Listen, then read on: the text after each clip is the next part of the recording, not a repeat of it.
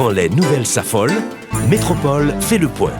Le point tous les matins, simultanément sur Radio et Télémétropole. Le point est une courtoisie de la BNC, Unipièce, MSC+, Arcordia Shipping et Lisa Lotto. Madame, Monsieur, bonjour. Bienvenue à la rubrique Le Point de ce matin.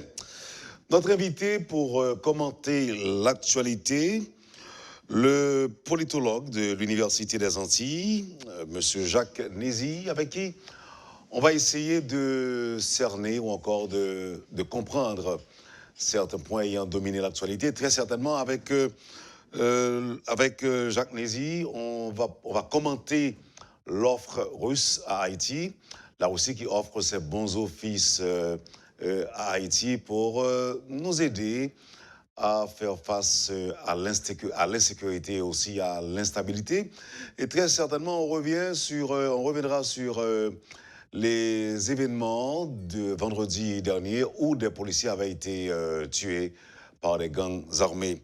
Le politologue Jacques Nézy est avec nous et c'est avec plaisir qu'on l'accueille. Bonjour, merci d'accepter d'être avec nous à Métropole ce matin. Bonjour Wendell Théodore, bonjour à tous les auditeurs, les internautes de Radio Métropole.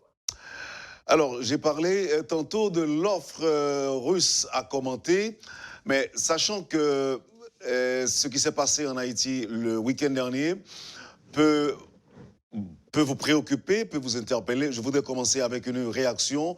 Après avoir vu les images de ce qui s'est passé à Village de Dieu, comment les Haïtiens réagissent, comment ont-ils réagi à ça? Comment vous comprenez ce qui s'est passé?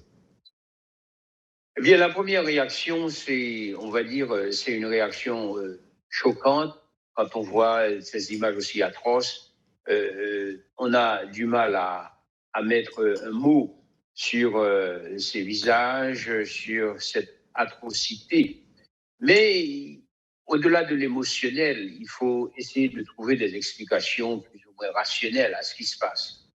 On sait très bien que depuis quelques années, on a introduit le gangstérisme dans la politique, parce que la politique haïtienne, depuis une bonne dizaine d'années, et à la faveur de cette démocratie électorale, et que la démocratie haïtienne constitue une rente, j'ai envie de dire, pour plusieurs catégories sociales. D'abord, pour les dominants, ce qu'on appelle la classe oligarchique, et qui trouve dans les élections une occasion de garder le pouvoir, de financer, c'est-à-dire les candidats, et en contrepartie d'en bénéficier les avantages. C'est-à-dire les avantages consistent à avoir accès à des franchises douanières, avoir accès à des ports privés, et aussi ils sont bénéficiaires de toute exonération fiscale, et par la suite, ils ont la possibilité de s'organiser en réseau, en clientèle, permettant de restructurer le champ politique.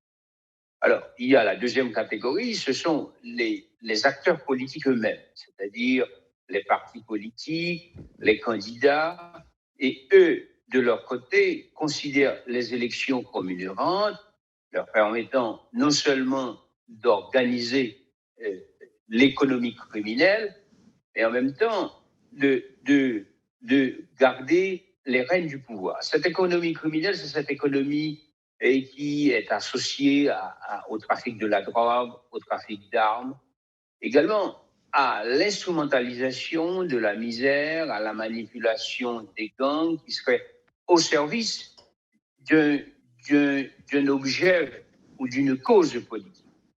Et par la suite, on voit donc la communauté internationale de l'autre côté, à travers l'Organisation des Nations Unies, et qui devient impuissante. La communauté internationale devient impuissante à résoudre la question haïtienne parce que la communauté internationale a une lecture assez fausse de la réalité. Elle tend à imposer en Haïti des solutions qui ont été expérimentées ailleurs, mais des solutions qui n'ont rien à voir avec la réalité haïtienne. On tend à importer en Haïti, par exemple, des solutions qu'on a expérimentées au Libéria, en Somalie, au Congo, à travers les différentes forces de mission des Nations Unies. Et ces missions, elles passent à côté parce que la réalité haïtienne, elle est spécifique, non pas parce que cette singularité échappe à toute rationalité, non, c'est parce qu'elle fait appel à une grille de lecture nouvelle. Et cette grille de lecture nouvelle, de mon point de vue, doit impliquer davantage les acteurs locaux. Or, on voit depuis quelques années, ce sont des situations importées, des institutions importées à travers, par exemple, l'Office de protection du citoyen, la création d'un conseil électoral provisoire, la Cour constitutionnelle. On voit donc importer des institutions, mais qui ne font pas l'objet d'une réflexion de la part des acteurs haïtiens eux-mêmes. Et que la démocratie se résume finalement à une sorte de caricature, parce qu'on ne peut pas parler de démocratie sans mettre sur place un filet de sécurité sociale permettant aux couches souffrantes d'avoir accès, par exemple, à des biens de service public, à l'éducation, à la santé, à la sécurité. Donc, toutes ces questions sont donc dévoyées au mépris de la démocratie et que l'Occident, c'est-à-dire la communauté internationale, étant donné qu'elle a échoué piteusement en Haïti, tend donc à considérer les élections comme étant une sorte de pis-aller et la solution la moins pire, montrant que Haïti entre dans la démocratie en organisant des élections. Or, on le sait très bien, la démocratie ne se résume pas à l'organiser des élections. Donc, pour revenir à votre question, donc on va dire que c'est un choc de l'opinion de la communauté haïtienne de France en regardant ces images des bandes ou des gangs armés. Mais de l'autre côté aussi, c'est la démission de l'État. Parce que dans une république, on ne peut pas assister à cette implosion de l'État si visible, ce spectacle effroyable où des corps de policiers sont léchés, traînés, abîmés. C'est donc l'État qui est donc atteint dans sa dimension et c'est donc le gouvernement aussi qui, après, dans son impuissance, dans son impotence, a apporté une réponse à ce problème. Et Dieu seul sait, ce problème n'est pas nouveau, c'est parce qu'il n'y a pas une volonté politique haïtienne. C'est-à-dire qu'il y a une sorte de connivence entre ces gangs, comme hypothèse, une connivence entre ces gangs et ces différents gouvernements qui ont été mis en place. Vous avez parlé de démocratie à l'haïtienne et là on est en train d'accuser l'international, de mettre tout ça, de mettre nos problèmes sur le compte de l'international. Mais et nous autres haïtiens, est-ce que nous n'avons pas un rôle à jouer? Oui, les acteurs locaux ont un rôle important à jouer parce que ce qu'on a observé, c'est qu'il y a une instrumentalisation de cette intrusion de la communauté internationale dans le champ politique. Ce que je veux dire par là, chaque acteur local tend à construire, à tisser des relations avec un élément dominant de la communauté internationale. On sait très bien en Haïti, l'actuelle dominance, donc les États-Unis d'Amérique, puisque Haïti constitue l'arrière-cour des États-Unis d'Amérique depuis la doctrine de Monroe, depuis l'occupation américaine de 1915. Et depuis 2010, cette formation de l'hégémonie américaine tend à s'affirmer. Mais pour répondre à votre question, c'est que les acteurs locaux s'approprient de cette intrusion, de cette influence américaine pour faire le jeu des États-Unis d'Amérique, notamment, et de la communauté internationale. C'est-à-dire, ce n'est donc pas l'intérêt national qui les intéresse. Ce qui les intéresse, ces acteurs locaux, c'est de garder le pouvoir à tout prix, quitte à sacrifier l'intérêt d'Haïti.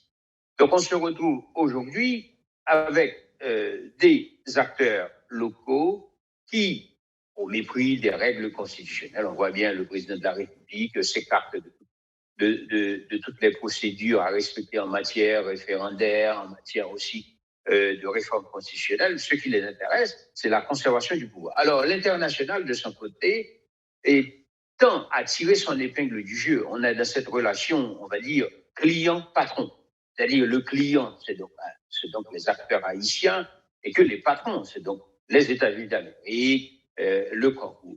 Donc, cette relation client-patron se tisse, s'entretient au détriment de l'intérêt d'Haïti, d'autant plus qu'il y a, certains disent qu'il y aurait des réseaux pro-américains, par exemple, qui ont des intérêts matériels à défendre, des intérêts financiers assez importants en matière d'accès aux ressources minières, en matière d'accès aussi à certaines ressources dont on ignore précisément la nature aujourd'hui. Mais depuis 2010, il faut dire que cette relation de connivence prend une dimension beaucoup plus importante. Oui, mais cette démocratie que nous sommes en train d'expérimenter, ça date déjà. C'est depuis 86 qu'on est en train de. Est-ce que notre piteux état vient du fait que nous fassions mal cette expérience de démocratie? Disons, ce qui nous manque, c'est l'idée de faire une communauté politique. C'est-à-dire que la politique, elle est constituée de dissensus, de désaccords. C'est-à-dire qu'il faut associer les groupes qui sont en désaccord autour d'un projet commun. Or, ce qu'on observe en Haïti, c'est que on veut gagner tout pour soi-même quand on est au pouvoir et quand on est dans l'opposition. On veut tout pour soi-même. Or, il faut une part de renoncement de part et d'autre, c'est-à-dire accepter que l'une ou l'autre des deux parties renonce à leur gain, mais à la faveur de la défense de l'intérêt national. C'est cette absence de communauté politique, c'est-à-dire autour les invisibles, ce que j'entends par là, les invisibles, c'est-à-dire les masses souffrantes qui sont dans les bidonvilles, les paysans, et qu'on accepterait de leur reconnaître leur statut de citoyen. Citoyen, ça ne veut pas dire que tous les 5 ans, on les appelle pour voter, mais c'est-à-dire qu'ils doivent vivre dans des conditions les plus décentes pour construire cette citoyenneté de façon concrète. Et donc, la démocratie nous échappe parce qu'il n'y a pas un projet commun fédérateur, il n'y a pas un idéal qui tend à cimenter les différentes forces antagonistes autour d'un projet commun. C'est ça qui manque et c'est ça qui constitue donc, on va dire, qui offre un boulevard à la communauté internationale. On voit bien les ambassadeurs en Haïti sont considérés comme étant des proconsuls où ils ont des attitudes qui sont complètement révoltantes, inacceptables, qui sont en violation des règles de la Convention de Vienne. Mais les acteurs locaux intègrent eux-mêmes ces comportements déviants, on peut dire, des diplomates dans leur stratégie de conquête et de conservation du pouvoir. Mais maintenant, nous parlons de quoi? Nous parlons de ce qui s'est passé vendredi dernier. Nous parlons de gangs, nous parlons de policiers massacrés, et vous nous parlez de démocratie, vous nous parlez de pis-aller, vous nous parlez de minimum à offrir à cette population. Mais est-ce que la pauvreté ou encore la misère justifie cette barbarie, cette cruauté à laquelle on a fait face le week-end dernier? Non, la pauvreté ne peut pas être le principal facteur explicatif de cette barbarie. Cette barbarie, il faut, premièrement, les causes, on va dire, quelques facteurs explicatifs, on va dire, très rapides. Le premier, c'est la connivence, qu'il faudrait vérifier, la connivence entre les gouvernements qui ont été au pouvoir en Haïti et ces groupes de gangs. Ils ont des intérêts communs à défendre, c'est-à-dire ils acceptent de céder une partie du territoire à des gangs où se développe l'économie criminelle. L'économie criminelle, on sait très bien qu'il y a des élus, des acteurs politiques qui sont impliqués dans l'économie criminelle. Quand un directeur de la police avait indiqué qu'un sénateur de la République est impliqué à 99% dans des trafics d'enlèvement. Donc ça, il faudrait couper ce cordon ombilical entre les gouvernements, les différents gouvernements, on va dire des gouvernements délinquants et ces groupes de gangs. Parce que ces groupes de gangs, on va dire que constituent une ressource stratégique importante pour ces gouvernements de mater la contestation populaire et d'empêcher l'émergence de tout réveil contestataire. Donc, les groupes de gangs ont une fonction de conservation du pouvoir. Deuxième explication, il y a l'impunité. On voit bien qu'il y a eu un ministre de la Justice qui voudrait sévir contre ces gangs et ce ministre a été viré et très rapidement du gouvernement. Et il y a la justice, il y a quelques juges, les juges les moins ripoux acceptent de condamner ces gangs et très souvent, ces chefs de gang se retrouvent en prison. Et dernièrement, l'incident le plus terrible, c'est donc l'évasion de la prison de des Bouquets. Pour le moment, il y a un rapport qui est indiqué. Alors, tout le monde sait très bien, c'est parce que ce chef de gang qui a été tué, c'est parce qu'on sait très bien qu'il devient un élément gênant pour les acteurs politiques, parce qu'il semblerait qu'il avait des révélations, qu'il a même révélé et les liens qui existaient entre lui et différents acteurs politiques, soit qui sont au timon des affaires ou qui aspirent à revenir au pouvoir. Donc, ce sont des faits clairement établis. Troisième explication, il y a aussi une démission des principales institutions haïtiennes, l'Église, la famille, l'État, l'école, et que c'est une société qui est dans une sorte d'anomie, qui n'accepte pas les règles, et que les règles sont envisagées, mais elles ne sont pas appliquées. Il y a donc une désertion, il y a un abandon de cette jeunesse qui est livrée à elle-même. C'est-à-dire qu'on voit qu'il y a quelques jeunes qui ont une profession, qui ont eu un bagage universitaire, qui ne trouvent pas d'emploi parce que l'État ne se préoccupe pas d'organiser des politiques publiques et permettant la création d'emplois, c'est-à-dire politique, fiscale, incitative. Et tout ceci aussi, c'est parce que ces gouvernements n'ont pas mis en place des mesures qui permettent d'améliorer l'environnement politique. Parce qu'on sait très bien que ce qui marche, le modèle économique et politique et qui marche, c'est qu'il pourrait avoir des gouvernements légitimes qui sont élus par la grande majorité des citoyens, et ces gouvernements tendent à améliorer un environnement politique qui facilite l'investissement. Or, on voit bien qu'il y a différents gouvernements en Haïti, ils ne prennent pas le chemin de cette expérience. Donc, Haïti se retrouve livrée à elle-même dans la mesure où ces groupes de gangs se considèrent comme étant impunis, parce qu'on devrait assister, et par exemple, en guise de représailles de la part de la police nationale, à ce qu'il y ait des enquêtes qui sont conduites, ou tout au moins à ce qu'il y ait une opération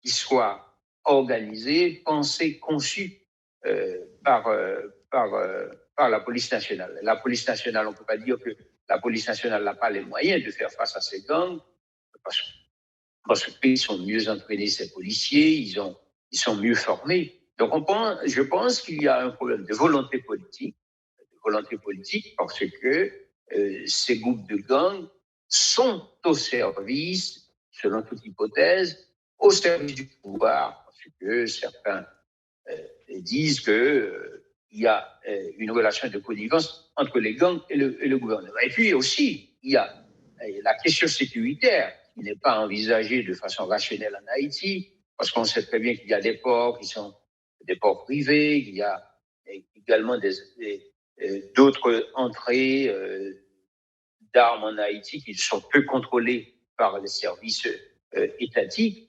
Donc, on dirait qu'il y a une sorte de laisser-aller et quelque part, ça participe à ce qu'on pourrait appeler la défaillance même de l'État haïtien. C'est ça. Alors, c'est à la faveur de ce laisser-aller qu'on assiste à ce qui se passe aujourd'hui en Haïti, où les gangs tentent de faire la loi, pour ne pas dire tout simplement que les gangs font la loi. Jacques Nézy, on va observer la pause et au retour, on va revenir sur ce point que j'ai annoncé il y a quelques instants. Je vais parler de l'offre russe à Haïti, ce que ça vaut pour endiguer l'insécurité, pour résoudre les problèmes de l'instabilité. Là, je reprends les mots, les termes du ministère russe des Affaires étrangères. Merci d'être avec nous. Restez avec nous. On vous revient tout de suite après la pause. Vous suivez, madame, monsieur, la rubrique Le Point de Métropole. C'est le politologue Jacques Nézy, analyste politique également, qui est avec nous ce matin à la rubrique Le Point. On vous revient dans un instant, tout de suite, après la pause. Le Point est une courtoisie de la BNC, Unipièce, MSC+, Accordia Shipping et Lisa Lotto. Bienvenue, madame, monsieur, à la deuxième partie de la rubrique Le Point de ce matin. Le politologue Jacques Nézy est avec nous pour commenter l'actualité. Monsieur Nézy, vous êtes là, vous êtes avec nous et merci de votre patience. Alors, dites-nous, vous avez lu dans les nouvelles que la Russie offre ses bons offices à Haïti pour nous aider justement à faire face à l'insécurité et aussi à l'instabilité. Sur le plan géopolitique, il y a des gens qui pensent que ça a tout l'air d'une plaisanterie, d'une blague, ou tout simplement ce serait de la provocation. Le politologue de votre État, l'analyste politique que vous êtes, dit quoi? Je pense que la première réaction, il faut être très prudent par rapport à ces déclarations. De mon côté, j'ai du mal à vérifier l'authenticité de ces affirmations. On peut essayer de poser 2 ou 3 hypothèses de réflexion. La première hypothèse, s'agit-il d'un test dans l'opinion publique internationale? Parce que on sait que l'arrivée de Joe Biden inaugure une nouvelle ère sur le plan des relations internationales. Parce que le trumpisme était caractérisé par l'isolationnisme et il s'agissait pour Trump de défendre l'Amérique, comme il disait, l'Amérique d'abord. Et que donc c'était l'unilatéralisme dans certaines décisions. On a bien vu le retrait des États-Unis d'Amérique d'un certain nombre d'institutions multilatérales. Maintenant, avec Trump, avec l'arrivée de Biden, c'est une nouvelle ère qui est engagée dans les relations internationales, puisque lui, il a 2 grandes idées, dit-il, c'est la défense de la démocratie et la défense des droits de l'homme. Alors, et de l'autre côté, le retour du multilatéralisme. C'est-à-dire il y a un espace pour les États concurrents aux États-Unis d'Amérique, savoir la Russie, la Chine, de faire un test aussi de Joe Biden pour savoir est-ce que ce multilatéralisme dont il fait l'apologie, est-ce que sur le plan concret, ça tient la route. Donc il y a peut-être ce test que fait la Russie en ce qui concerne Haïti. Mais c'est une hypothèse, peut-être une hypothèse de travail à laquelle il faudrait être attentif durant les prochains jours. Mais quand on sait que le monde est ainsi divisé en zones d'influence et que Haïti reste la zone d'influence des États-Unis d'Amérique. Alors, après la République dominicaine, néanmoins, on a vu que la République dominicaine constitue une exception à la règle dans la mesure où la République dominicaine a pu établir des relations diplomatiques avec la République populaire de Chine, alors que Haïti reste timoré, Haïti reste empêtré dans cette relation ambiguë avec Taïwan. Bon, pour des raisons, on sait, c'est la diplomatie du chéquier, c'est-à-dire que Taïwan émet aux dirigeants haïtiens des chèques, etc. Donc, il y a la corruption qui tend à construire cette relation entre la Chine et Taïwan, entre Haïti et Taïwan. Tandis que la République dominicaine a pu avoir, on peut dire, une relation beaucoup plus émancipée avec les États-Unis d'Amérique, puisque la République populaire de Chine fait des affaires en République dominicaine et que dans la route de la soie et également dans cette politique de la Chine vis-à-vis de la Caraïbe, et que c'est quand même pas rien. Donc la Russie, sans doute aussi, on a vu, la Russie a affaibli les États-Unis d'Amérique, par exemple, notamment en Syrie, où la Russie s'est imposée et a empêché le renversement d'Al-Assad par les alliés des États-Unis d'Amérique et l'Europe. Donc c'est sans doute un test. Mais maintenant, reste à savoir, on sait dans les relations internationales, c'est le jeu des puissances, à côté du jeu des puissances, mais il y a aussi la défense des intérêts à défendre. Alors, Haïti, certains disent, il y a des rapports aussi qui soutiennent, des études qui l'attestent qu'il y a on dispose des ressources minières assez importantes. Peut-être qu'il y a un enjeu important pour là aussi. Et puis deuxièmement, il y a aussi un élément pour les relations internationales, sachant que en Haïti, et pas seulement en Haïti, mais il y a certains États depuis quelques années étant à jouer le rôle de tribillon. C'est-à-dire, plus on est faible, plus on tente de faire jouer à plein sa capacité de nuisance. Haïti dispose d'une capacité de nuisance dont font peu usage les dirigeants haïtiens, puisqu'ils sont timorés, comme je l'ai dit tout à l'heure. C'est-à-dire, c'est pas parce qu'on est petit qu'on ne dispose pas d'une capacité de nuisance. Haïti a une capacité de nuisance, par exemple, avec l'afflux du nombre de réfugiés, a une capacité de nuisance aussi par sa proximité avec les États-Unis d'Amérique. Il y a beaucoup d'hommes d'affaires américains qui ont des investissements. Oui, mais on va pas nuire à la Russie avec les réfugiés. On pourrait par exemple nuire aux États-Unis.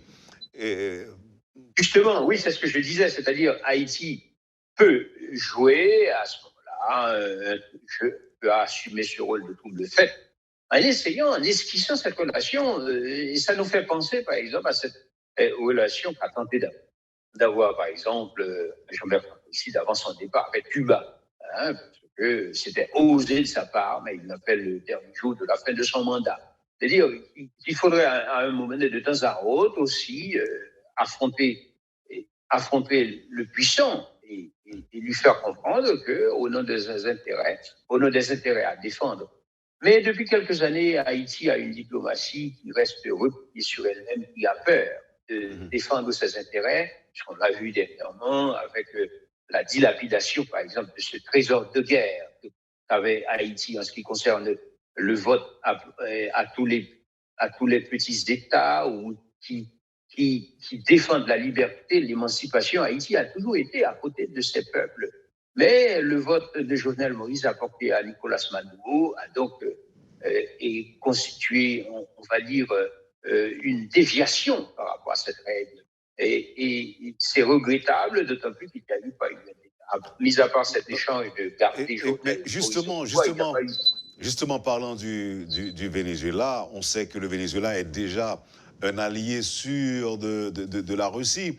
Pourquoi la Russie a jugé opportun de faire les yeux d'eau à Haïti aujourd'hui? Pourquoi ce momentum? Oui, ça peut être une option intéressante pour Haïti. Il reste à savoir aux autorités haïtiennes d'utiliser cette tape, pas seulement au niveau du marchandage, mais aussi de défendre les intérêts haïtiens. Parce que la Russie, on voit bien, avec l'Iran, la Syrie, le Venezuela, la Turquie, tend à construire un autre bloc par rapport aux États-Unis d'Amérique, l'Union européenne. Et donc, ça peut être une alternative. Pas une alternative, en tout cas, ça mérite d'être regardé dans les relations internationales, c'est-à-dire dans la définition d'une nouvelle diplomatie haïtienne. Il ne serait pas négligeable de ne pas regarder de ce côté, c'est-à-dire ce bloc émergent, Russie et Chine et Turquie, ouais, j'avais oublié le nom de la Chine tout à l'heure, ça peut être intéressant pour Haïti en essayant de peser dans les relations avec les États-Unis. Oui, mais par rapport aux Américains, quelle devrait être la réaction des dirigeants haïtiens? Est-ce qu'on devrait tout simplement ignorer cette offre russe? Je pense qu'il ne faudrait pas l'ignorer. Mais toute la question est de savoir, est-ce que les autorités haïtiennes actuelles, parce que quand on sait, c'est un président qui est dépourvu de légitimité, puisque son mandat est terminé, tous les meilleurs constitutionnalistes sont d'accord là-dessus, les constitutionnalistes haïtiens et étrangers sont d'accord sur la fin de son mandat, mis à part le soutien qu'il a eu de la BINU et de l'ambassade américaine, quoique il s'agit de soutien assez voilé. Oui, mais nous parlons d'une crise. Donc, le mandat. Oui, mais la crise est actuelle. l'insécurité est actuelle. Et l'insécurité est actuelle, crise politique, entre autres. Si la Russie offre ses bons offices, comment les dirigeants actuels que nous avons, que vous qualifiez Jovenel Moïse de président illégitime ou non, un fait demeure. Il est au pouvoir. Et pour l'heure, c'est à lui de donner ou d'apporter une réponse. Oui, en tout, je pense que par réalisme, il pourrait adhérer de façon favorable à cette démarche de la Russie, de nos en face des Américains, pour lui. Alors que les Américains sont là, et vous vous souvenez de l'alliance, de l'alliance Jovenel Moïse et Donald Trump par rapport au Venezuela. Oui, c'est pourquoi j'ai dit, ce gouvernement n'a pas la capacité politique de répondre de façon favorable à cette demande de la Russie, mais s'il s'agissait d'un gouvernement doté d'une légitimité assez forte, qui a constaté la défaillance des institutions étatiques haïtiennes et qui a constaté également, de l'autre côté, l'indifférence des États-Unis d'Amérique par rapport à cette augmentation de l'insécurité. D'ailleurs, il y a cette hypothèse de travail aussi qu'il ne faut pas négliger. Certains pensent qu'il s'agit d'un plan stratégique visant à vider Haïti de toute sa substance et que faire en sorte qu'Haïti s'inscrive dans cette ligne de la somalisation, dans cette ligne d'État paria, et qu'à un moment donné, et que la République dominicaine viendrait ensuite en dernier recours pour poursuivre cette humiliation.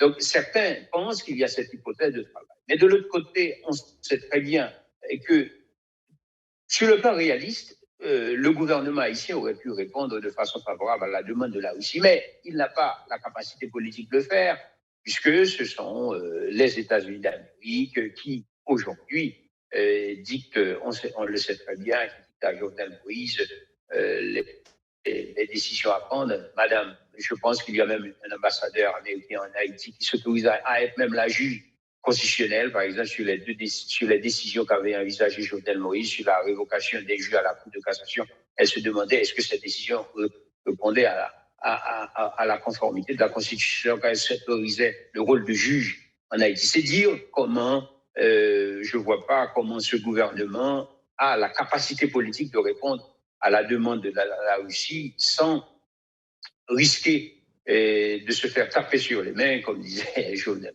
assez souvent, ou sans entraîner une remontrance de la part des États-Unis d'Amérique. Mais s'il s'agissait de notre gouvernement légitime qui est au chevet des souffrances de son peuple, on n'aurait pas vu d'inconvénient à ce que cette demande soit étudiée, d'autant plus qu'on sait que la Russie dispose d'une compétence en la matière. N'a-t-on pas dit qu'il y a ce qu'on appelle des seigneurs de guerre qui sont constitués par la société civile transnationale qui propose la sécurité à certains chefs d'État en Afrique, et qu'on retrouve, il y a beaucoup d'entreprises russes qui font ce travail de proposer des solutions efficaces en matière de sécurité à différents gouvernements en Afrique. Merci infiniment, et Jacques Nézy, c'était un plaisir de les connaissances avec vous et de permettre surtout au public de Métropole de bénéficier de votre éclairage. Merci de votre disponibilité et merci infiniment. C'est à moi de vous remercier, Wendel. À bientôt. À bientôt, passez une bonne journée. Puis avant de m'en aller, je vais aussi remercier Samuel Collin qui a assuré la coordination. Il doit être là à nous suivre. Donc je lui dis merci de tout cœur. Merci encore une fois et à très bientôt. Et à très bientôt, j'espère. À très bientôt. Vous avez suivi, madame, monsieur, la rubrique Le Point de Radio et Télémétropole. Le politologue Jacques Nézy, en direct de la France, était notre invité ce matin. Merci de nous avoir accueillis chez vous. Passez une excellente journée avec Métropole. Bonne semaine et à demain. Quand les nouvelles s'affolent, Métropole fait le point. Le point tous les matins, simultanément sur Radio et Télémétropole. Le Point est une courtoisie de la BNC, Unipièce, MSC+, Accordia Shipping et Lisa Lotto.